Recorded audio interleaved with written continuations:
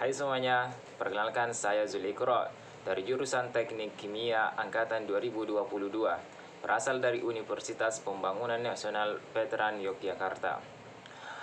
Oke, langsung saja. Di sini saya akan membahas tentang distribusi zat terlarut antara dua pelarut yang tidak saling melarut.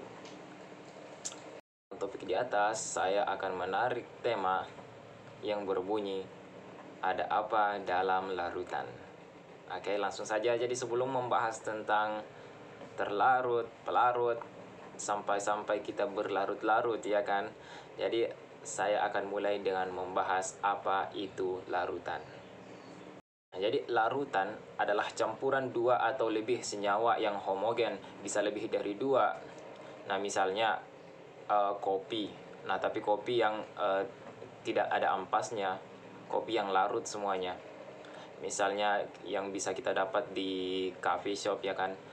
Nah, di dalam kopi itu kan tidak hanya kopi saja, tapi ada kopi, ada gula, ada creamer, dan juga ada airnya. Nah, itu menjadi campuran yang homogen yang disebut dengan larutan. Nah, ciri-ciri simpelnya, yang pertama dia homogen, yang kedua tidak bisa disaring, yang ketiga satu fase, ya jadi berada dalam satu fase, tidak harus liquid. Nah, jadi di sini saya menekankan bahwa larutan itu tidak harus liquid. Jadi dia bisa fase gas seperti contohnya oksigen yang berada dalam udara, atau juga larutan atau campuran logam ya, misalnya menjadi tembaga atau platinum dan lain-lain. Nah, itu adalah campuran logam. Nah, apakah bisa disaring? Ya, saat dia dicairkan atau dia diproses, dicampur, itu kan bisa disaring sebenarnya. Meskipun saringan penyaring biasa akan rusak karena meleleh ya kan, karena dicairkan sehingga terlalu panas seperti itu. Tapi dia homogen, sebab itu dia larutan. Nah, dalam konsep itu partikel-partikel dalam larutan yang ini tercampur merata, homogen ya kan. Nah, larutan ini sebenarnya terdiri dari dua komponen. Yang pertama pelarut, zat pelarut. Yang kedua zat terlarut. Jadi dua komponen pelarut dan komponen terlarut. Apa itu pelarut dan terlarut? Jadi zat terlarut adalah biasanya ditandai dengan jumlah yang paling banyak dalam larutan itu. Nah, misalnya larutan kopi tadi. Nah, berarti pelarutnya adalah ya air, karena yang paling banyak air, tidak mungkin yang lebih banyak itu kopinya ya kan. Bisa-bisa kita makan kopi, bukan minum kopi ya kan. Nah, atau contoh lain misalnya cuka pasar. Nah, cuka pasar itu mengandung 3% asam asetat, asam cuka. Nah, sisanya dari 3% itu yang 97% itu adalah air. Nah, berarti ya pelarutnya adalah air yang mengandung 70% dari larutan itu. Nah, terus zat terlarut itu yang mana? Nah, zat terlarut berarti yang biasanya yang lebih sedikit dibandingkan zat pelarutnya. Contoh dalam satu larutan alkohol 70% ya kan. Nah, dalam larutan alkohol 70% ini berarti zat terlarutnya yang mana? Zat terlarutnya itu alkoholnya, karena dia 70% dari larutan tersebut, di mana larutan ini berisi alkohol dan air. Nah, selanjutnya zat terlarut itu apa? Nah, jadi zat terlarut ini biasa ditandai dengan jumlah yang paling sedikit dari larutan itu. Nah, misalnya contoh tadi larutan kopi ya kan, berarti zat terlarutnya ya kopi, gula, karamel. Nah, itu semua karena yang paling sedikit. Atau jika lebih kritisnya, zat pelarut ini adalah zat yang apabila ia ditambah, maka konsentrasi dari larutan tersebut akan berkurang. Nah, seperti itu.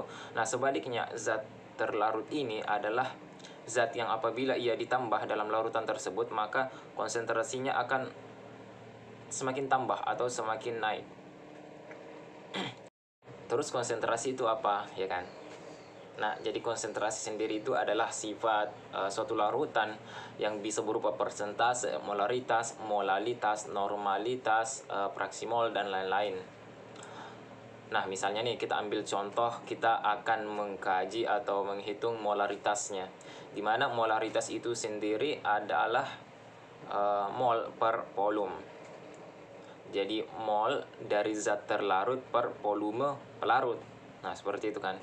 Di sini kita akan mencontoh misalnya molaritas dalam larutan garam yang paling gampang. Nah, jadi berarti dalam hal ini, dalam konsep larutan ini, berarti zat terlarutnya adalah garam dan pelarutnya adalah air, seperti itu. Nah, sehingga konsentrasinya berarti molaritas sama dengan N atau mol garam per volume air, seperti itu kan. Atau M sama dengan molaritas larutannya sama dengan massa garam per massa molekul relatif molekul garam per volume air. Nah, seperti itu. Selanjutnya kita bisa mengambil kesimpulan berdasarkan rumus itu, bahwasanya jika airnya atau pelarutnya ditambah, tentu akan menambah volume air, ya kan? Nah, karena volume air berbanding terbalik dengan konsentrasi suatu larutan, maka jika volume airnya ditambah, maka konsentrasinya akan berkurang. Nah, sebaliknya, karena mol dan massa garam itu berbanding lurus dengan molaritas, nah sehingga apabila kadar atau gram massa dari garam itu ditambah, maka akan menambah konsentrasi larutan itu. Nah, seperti itu. Saya mau tanya nih, bagaimana kalau oksigen yang berada dalam udara tadi seperti yang saya sebutkan? Jadi yang mana pelarut dan yang mana terlarut? Ayo. Ada yang bisa jawab? Nah, benar. Jadi zat terlarutnya yaitu oksigen dan pelarutnya yaitu udara, gas-gas yang lain, misalnya nitrogen, ya kan. Nah, nitrogen 70% kan di udara, jadi dia sebagai pelarut. Seperti itu. Kita akan lebih fokus lagi kepada topik utama kita, yaitu distribusi zat antara dua pelarut yang tidak saling melarut. Oke. Nah, peristiwa ini bisa dijelaskan dengan hukum Nernst partition atau hukum distribusi. Hukum ini bekerja dengan membandingkan konsentrasi zat uji dalam pelarut pertama atau C1 dengan konsentrasi zat uji dalam pelarut 2, sehingga mendapatkan koefisien distribusi yang disingkat D. Dirumuskan D sama dengan C1 per C2. Nah, biasanya pelarut 1 itu air dan pelarut 2 itu pelarut organik, minyak-minyakan, seperti itu. Sehingga di sini ada dua fase, ya kan. Nah, jadi dalam kasus ini akan ada dua fase, di mana pelarut 1 dan pelarut 2 ini tidak akan saling bercampur, tidak akan saling melarut. Tetapi zatnya akan terdistribusi. Kok bisa? Ya, akan kita jelaskan. Oke. So stay on this video. Nah, sebelumnya saya akan membahas tentang faktor-faktor yang mempengaruhi distribusi zat antara dua pelarut yang tidak saling melarut ini. Sebenarnya ada banyak, tapi saya hanya akan menyebutkan beberapa saja. Langsung saja, yang pertama, polaritas. Nah, polaritas ini tentu kita ketahui artinya dia cuma segolongan aja, mengambil segolongannya aja, ya kan. Jadi pelarut zat polar akan larut pada zat polar juga, ya kan, larutan polar juga. Sebaliknya, zat non polar hanya akan larut pada zat larutan non polar juga, seperti itu. Jadi dia sukar antara berpindah fase gitu. Dua, ukuran molekulnya. Jadi semakin kecil suatu molekul, maka semakin gampang ia untuk melintasi fase-fase. dibandingkan dengan ukuran molekul yang lebih besar. Faktor yang ketiga yaitu pH atau derajat keasaman. Nah, sebagaimana kita ketahui bahwa pH ini menandakan kekuatan ionisasi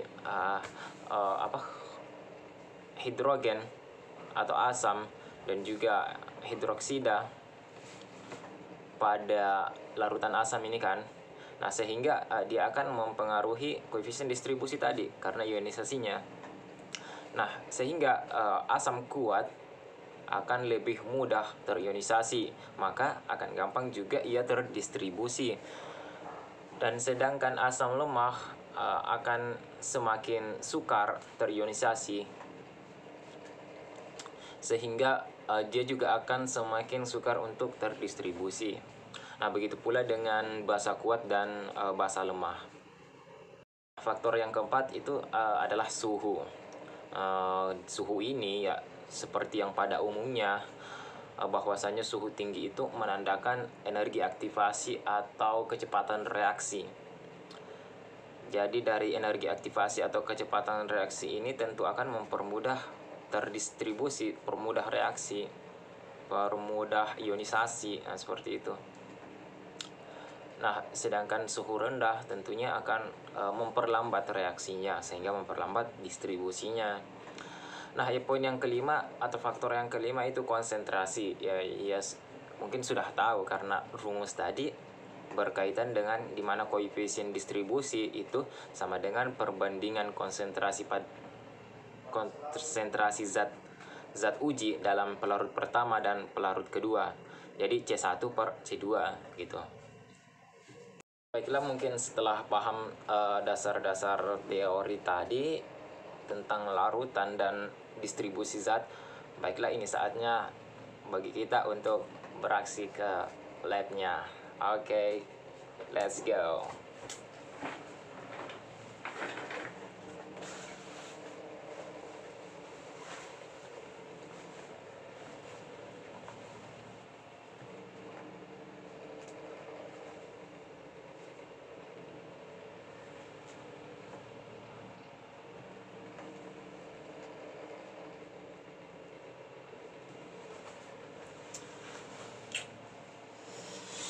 Okay, let's go.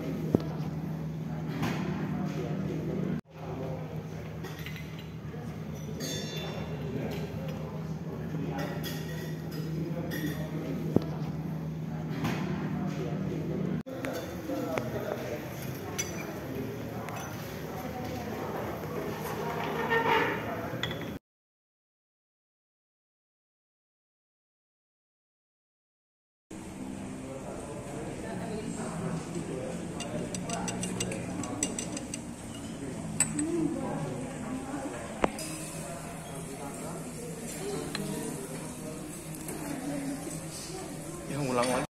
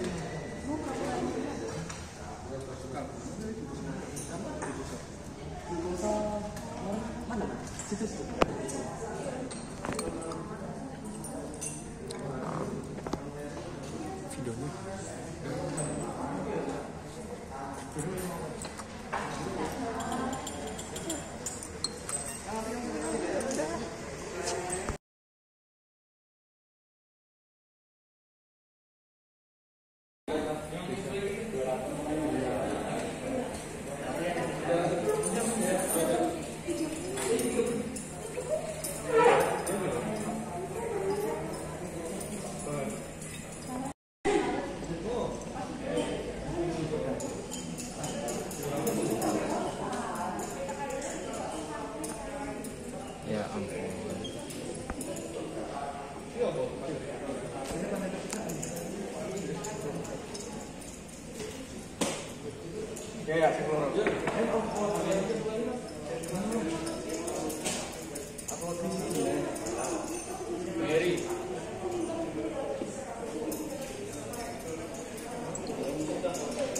Ya ampun.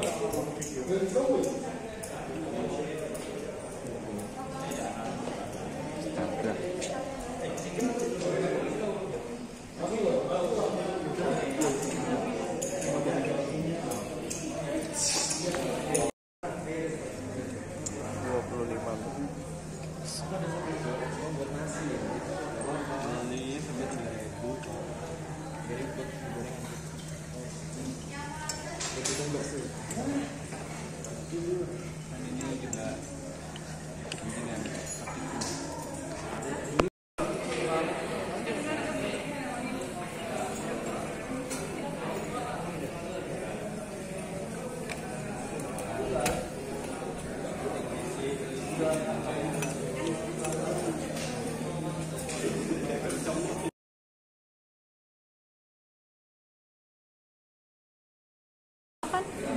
Kasih lihat dulu dong. Ya boleh. Lanjut.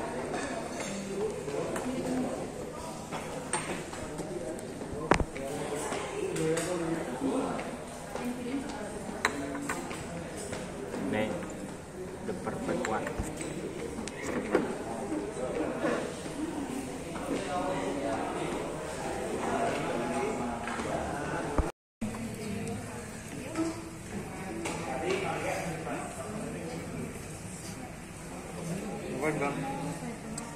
Ini lagi ngintip burung. Senyum dulu sih, Bro. Senyum dikit, Cuk. Ini kok nggak keluar-keluar.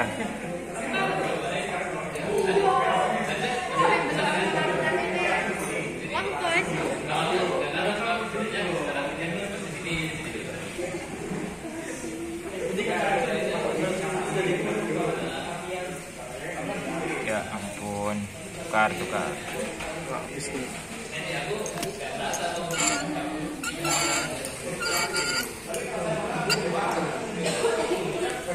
Jalan kan videonya? Hah? Apa?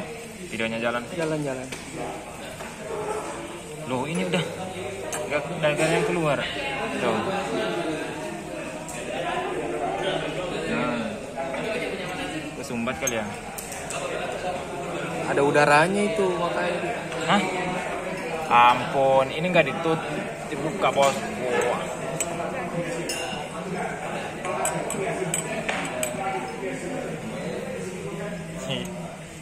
Dimarahi kita nih.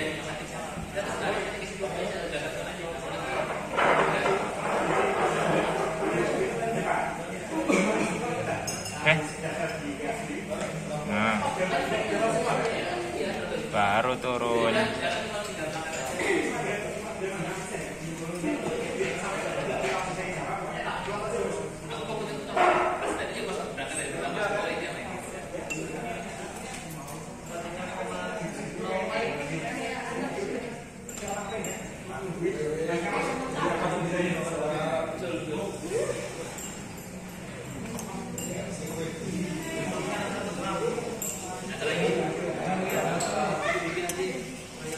Habis.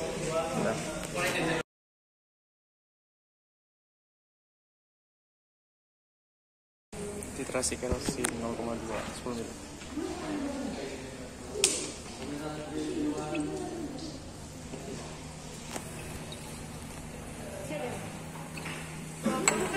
Iya. Pas.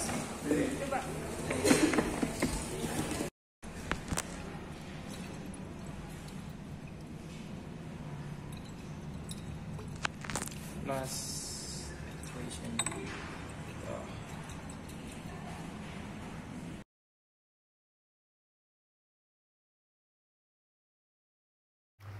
Nah, baik, langsung saja kita membahas hasil dari penelitian kita tadi. Nah, adapun yang pertama, perhitungan untuk menentukan normalitas yang sebenarnya. Sebagaimana tadi kita sudah membuat 3 sampel untuk 0,2, 0,4 dan 0,6. Nah, jadi sebelum kita mentitrasi atau melakukan reaksi Jadi kita harus menentukan normalitas yang sebenarnya dulu. Nah, contoh dalam kasus ini, nah sebenarnya kan kita mengincarkan untuk mencapai hasil 0,2 normalitas, ya kan. Nah, tetapi setelah dicari normalitas yang sebenarnya dengan cara mentitrasi dengan larutan standar NaOH, nah sehingga dihasilkan bahwasanya ternyata bukan 0,2 yang sebenarnya, akan tetapi lebih tepatnya 0,1925 normalitas.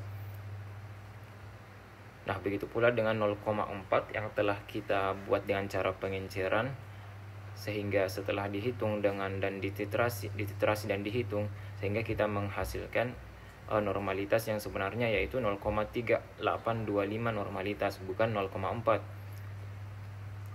Dan begitu pula dengan 0,6 yang dihasilkan menjadi 0,56, sehingga di sini kita bisa ketahui bahwasanya larutan ini atau larutan asam asetat ini bukan larutan yang sekunder primer, larutan standar primer, tapi larutan standar sekunder, sehingga tidak menggambarkan normalitas yang sebenarnya.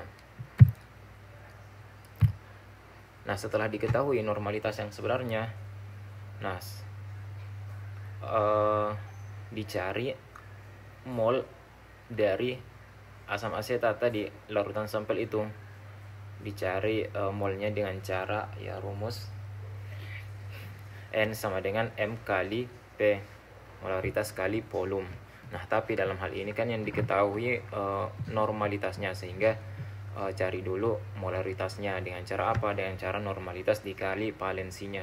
Nah, kebetulan valensi dari asam asetat itu 1, yaitu H plus sehingga N dikali 1 ya sama, jadi N sama dengan M nya, seperti itu.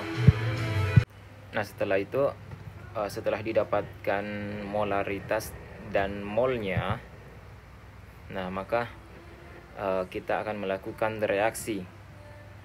Oke. Saat telah melakukan reaksi, di mana pada reaksi itu tadi kita mencampur antara pelarut 1 dan pelarut 2 dan zat terlarutnya yaitu asam asetat.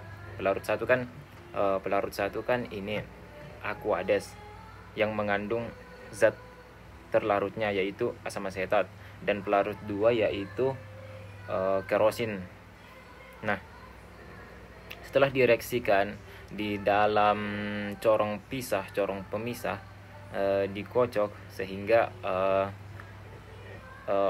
sehingga zatnya terdistribusi ke dua pelarut tersebut.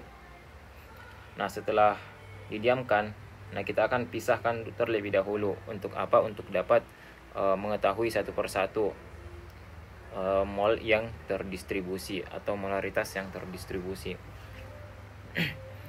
Nah, maka sampailah kita ke perhitungan untuk menentukan molaritas atau normalitas setelah distribusi, setelah reaksi tadi. Dengan cara kita membandingkan konsentrasi awal dan konsentrasi akhir dari larutan asam asetat. Nah, kalau di sini kita menentukan mentitrasi larutan yang kedua, larutan setelah distribusi.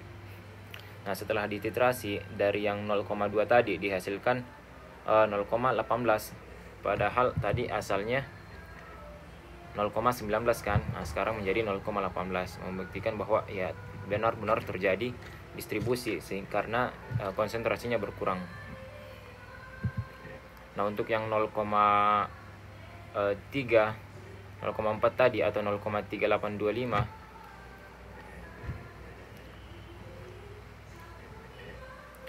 menjadi 0,345.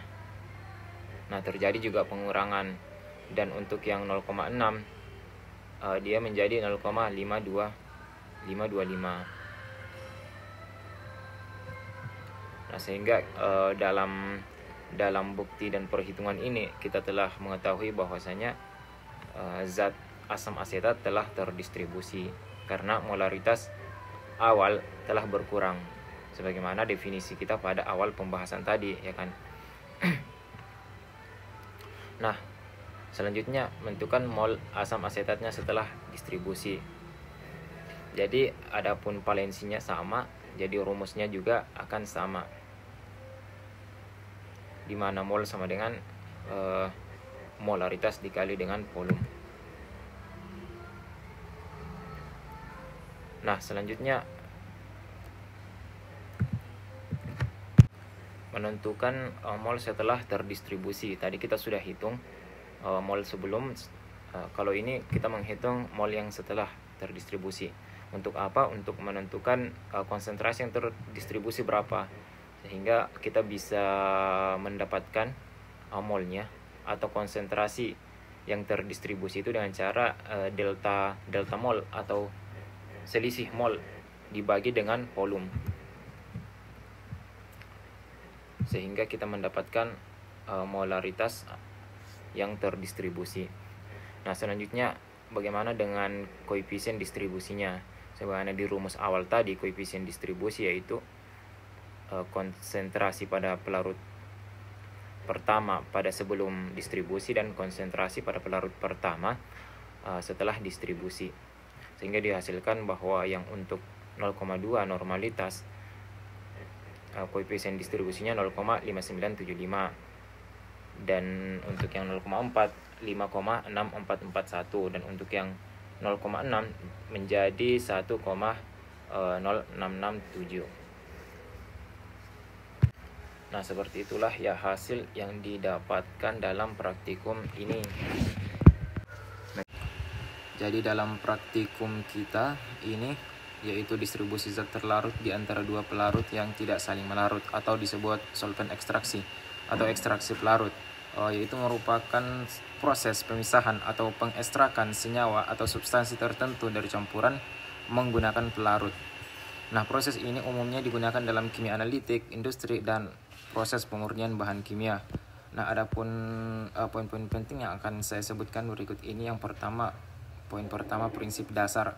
Nah, solvent ekstraksi ini bekerja berdasarkan perbedaan kelarutan senyawa-senyawa dalam pelarut tertentu, yaitu pelarut dipilih berdasarkan sifat-sifat kimia senyawa yang ingin diekstrak. Yang poin kedua, proses. Nah, pertama, campuran yang mengandung senyawa target, senyawa yang dimaksudnya ingin diekstrak, dan senyawa lainnya dilarutkan dalam pelarut yang sesuai. Nah, proses kedua, pelarutan yang mengandung senyawa target kemudian dipisahkan dari campuran menggunakan prinsip perbedaan kelarutan, perbedaan distribusi, perbedaan kelarutan yang menyebabkannya terdistribusi. Poin ketiga, pemilihan pelarut. Nah, pelarut ini dipilih berdasarkan afinitasnya terhadap senyawa target. Nah, beberapa pelarut umum meliputi etanol, metanol, kloropon, eter, dan kerosen, dan lain-lain, masih banyak lagi. Nah, poin selanjutnya itu langkah-langkah proses. Poin keempat, yang pertama, ekstraksi, senyawa diekstrak dari campuran menggunakan pelarut. Yang kedua, pemisahan fase. Fase pelarut yang mengandung senyawa target dipisahkan dari fase lainnya, sehingga ada dua fase yang seperti yang kita lihat dalam praktikum, yang mungkin mengandung senyawa-senyawa lain. Poin kelima, keuntungannya. Nah, efisien. Yang pertama itu dia efisien. Solvent ekstraksi ini dapat menjadi metode ekstraksi yang efisien untuk senyawa-senyawa tertentu. Keuntungan yang kedua itu dia selektivitas, dapat digunakan untuk mengisolasi senyawa tertentu dengan tingkat selektivitas yang tinggi. Poin keenam, pertimbangan keselamatan. Nah, jadi beberapa pelarut yang digunakan dalam solvent ekstraksi dapat bersifat berbahaya atau mudah terbakar seperti kerosen yang tadi, sehingga perlu memperhatikan faktor keselamatan dalam penggunaannya. Jadi mungkin seperti itulah pembahasan kita pada praktikum distribusi zat terlarut di antara dua pelarut yang tidak saling melarut ini. Saya harap kita bisa mengambil pelajaran. Nah, meskipun banyak kekeliruan atau kesalahan, baik kurang teliti atau kurang cakap dalam menitrasi, mengkocok atau memisahkan larutan, dan bahkan kesalahan dalam pengenceran. Jadi kurang lebihnya mohon dimaafkan. Nah, jadi untuk sepatah kata dalam konsep distribusi ini, bahwasanya yang paling penting dan paling pokok itu adalah konsentrasi awal dan konsentrasi akhir. Nah, untuk mengetahuinya dengan cara dititerasi. Nah, mungkin itulah kesimpulannya, sehingga kesalahan-kesalahan dalam praktikum ini mungkin bisa dipertimbangkan dan mungkin dipelajari untuk lebih lanjut. Saya Zulikro mengucapkan terima kasih baik untuk teman tim saya dan juga untuk Bapak Dr. Heri Septiakusuma yang telah membimbing kami sehingga sampai di tahap ini, dan juga kepada asisten-asisten laboran yang lain. Saya ucapkan terima kasih karena telah bekerja sama dalam proses praktikum pada semester ini. Jadi mungkin banyak kesalahan atau banyak kekurangan kami sebagai praktikan dalam melaksanakan praktikum ini. Kami ucapkan mohon maaf yang sebesar-besarnya. Jadi itulah dari saya, Zulikro, mengucapkan terima kasih. Dan untuk penutup, Assalamualaikum warahmatullahi wabarakatuh.